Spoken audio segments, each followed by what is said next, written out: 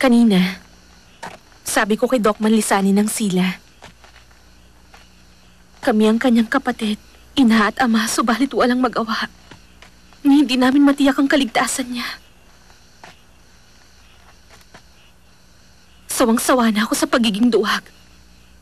Hindi ko nahahayaang pang magpatuloy ang ganito. Kailangan ko nang gawin. Kailangan kong labanan si Michelle hanggang katapusan.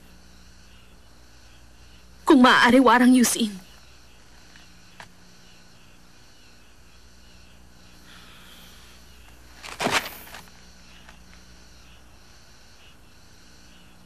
Patawarin niyo po ako, kamahalan. Dahil hindi na ako maaari manatili sa inyong tabi.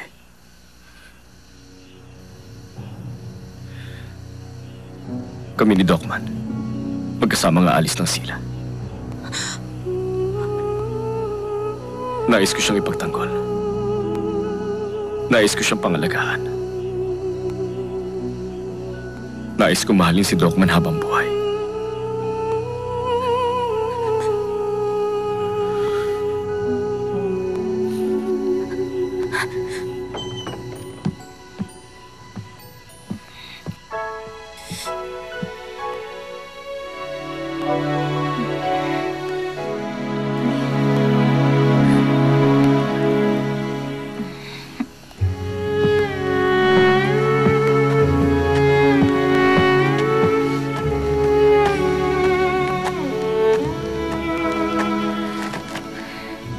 Ang ganda mong tingnan.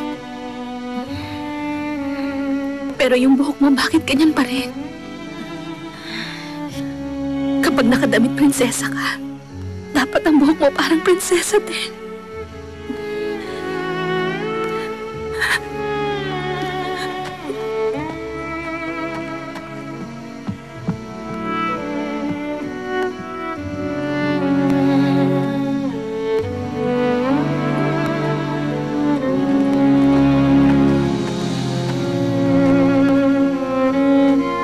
Sanay kasi ako sa damit na panlalaki.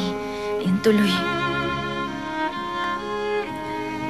Malamang, hindi talaga ako bagay na maging prinsesa. Kinausap ko ang mahal na prinsesa. Sinabi ko na sasama ako sa'yo.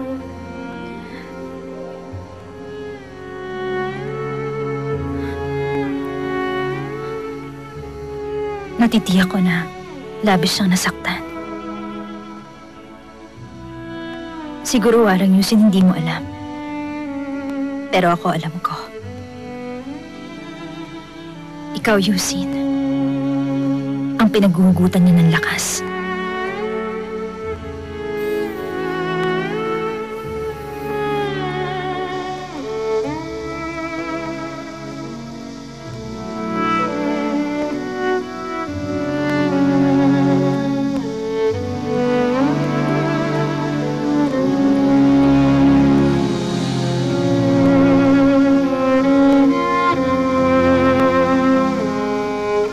Docman, Ano po yun?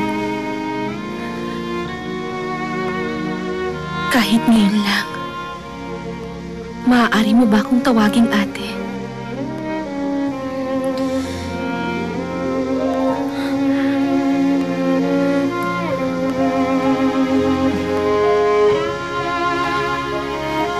Sa susunod na lang.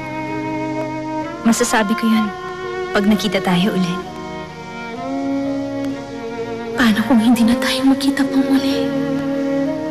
Oo nga pala. Si Warang Yusin. Pababalikin ko siya sa'yo. Alam ko, kamahalan, na mahalaga para sa'yo si Warang Yusin. At alam ko rin na may kailangan siyang gawin para sa Sila. Isang dakilang gawain na kasama mo. Pero sana makasama ko muna siya. Hanggang sa makalabas ako ng Sila. Kahit na hanggang dun lang. Kasi natatakot pa rin ako. Takot mapag-isa. Sa labas ng Sila, alam ko makakaya ko na mag-isa. mas kawawa nga kayong maiiwan dito eh. Hindi ako makakapamuhay ng marangya.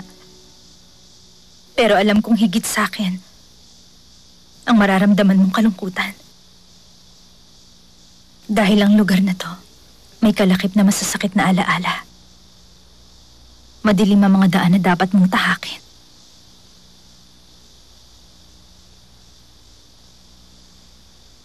Kaya ayokong iwan ka nag-iisa at nalulungkot. Hindi ako mapapanatag nun. Kaya mahal na prinsesa, si Warang Yusin, pangako, pababalikin ko siya sa'yo. If you could see what I see.